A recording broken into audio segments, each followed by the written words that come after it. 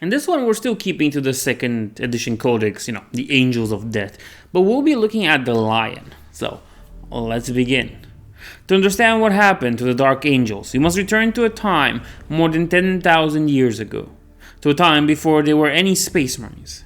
To the time when the Emperor created the Primarchs to help him in his great crusade to reclaim the galaxy for humanity.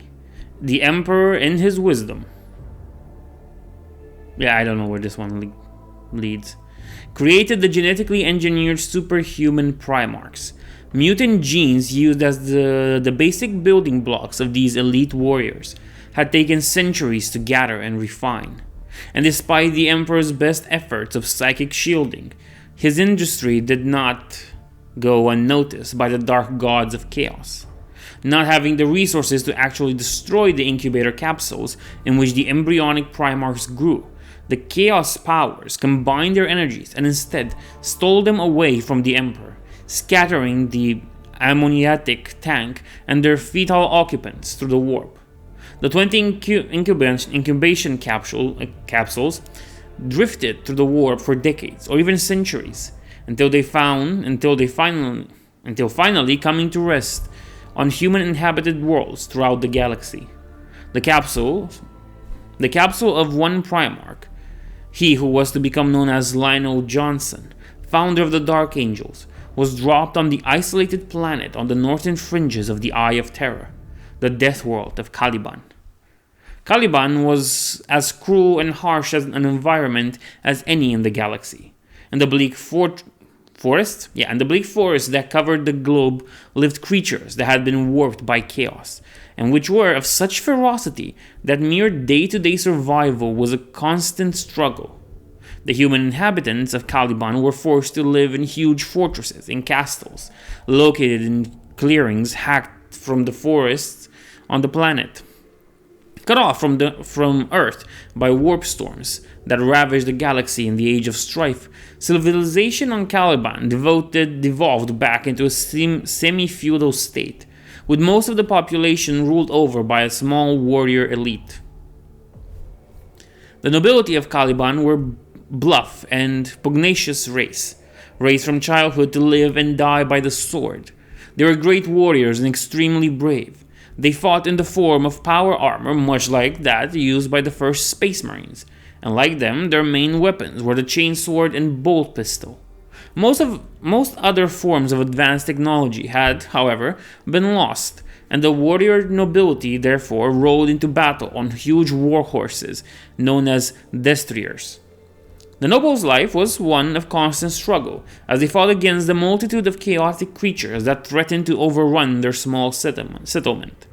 Sometimes, a particularly fearsome creature would stay in one area and terrorize it, in which case the ruler of the community would declare a conquest against the monster, and nobles from all around would come to attempt to kill the beast. Slaying a quest creature could bring honor and fortune to the noble lucky enough to kill it. More often than not, though, it brought only a bloody and horrific death at the teeth and talons of a hell-spawned abomination. But now we get to where the lion appears, the young lion.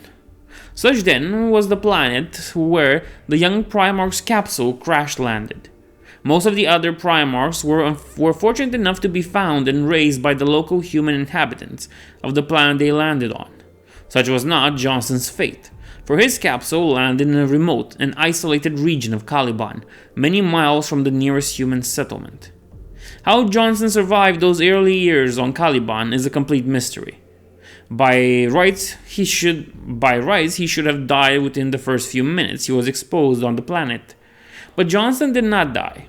Somehow, as a young child, on one of the most deadly death worlds in the Imperium, he not only survived, but grew strong and tall. What it was like for him in those grim and dark days, none can say, for there was no one there to record the events of his life, and Johnson never spoke of those times himself. All that can be said for certain is that for a decade, Johnson was forced to trust to his own wit and skill in order to survive. He had no one to aid him. He could rely on only himself. And so it was in this state that at the turn of the decade since his arrival on the planet, the Primarch encountered his first humans. Now we're gonna go with the Order, and that's gonna be it. The brave warrior knights he encountered belonged to a group known simply as the Order. The Order had a reputation across all of Caliban for the honesty, nobility, and fearless skill of its brother knights in battle. Uniquely amongst the Knights of Caliban, the members, or brothers, of the Order were selected by merit rather than inheritance. Anyone could join the Order, no matter how low-born they might be. Contingents of brother knights from the Order traveled across the planet, giving their aid wherever it was needed. It was while on one of the greatest expeditions that a band from the Order came upon the wild man that lived in the forest. Thinking him a monster, the knights were ready to kill the Primarch when one of their numbers, sensing that there was something more to the creature than was at first apparent, halted his fellows. Luther, for such was the name of the Primarch's savior, and the other knights returned to civilization, taking with them the man born of the forest. Because of his appearance and the place of his discovery, the Order gave the wild man the name of Lionel Johnson, which meant the lion, the son of the forest. Johnson easily adopted to the ways of the humans, learning to speak remarkably quick. But of his time growing up in the forest, he never spoke. Within the fortress monastery of the Order, the Primarch was assimilated into human society on Caliban. There, he and Luther formed a close friendship. It appeared that the two men filled in the gaps in each other's personalities.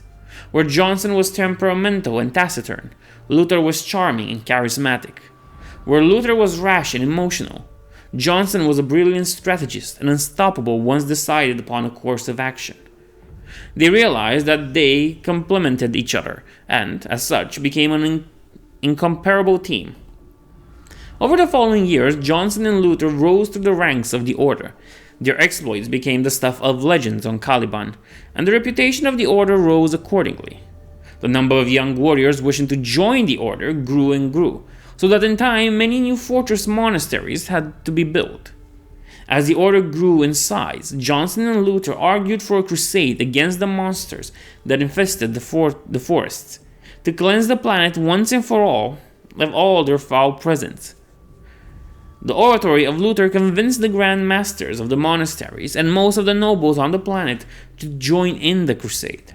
But it was Johnson's supreme ability at planning and organization which ensured that within the course of a single decade, the entire planet of Caliban was cleared of the monstrous creatures that had once inhabited it. A golden age dawned for the inhabitants of the once troubled planet. In recognition of his triumph against the creatures of chaos, Lionel Johnson was proclaimed the new supreme master of the Order and Caliban. Although Luther did not openly begrudge Johnson the great honor he had won, he would not have been human if he did not feel some twinge of jealousy. Thus was lit the first small spark that would lead to the schism which would later tear the Dark Angels chapter apart. But all this was in the future. For the present, the people of Caliban enjoyed a time of peace and prosperity. The continuation to this goes into more details about the fall of Caliban and, the Emperor's intervention. But I think it's good that we stop here and we let the rest of it for another time. I hope you enjoyed this, and I'll see you in the next one.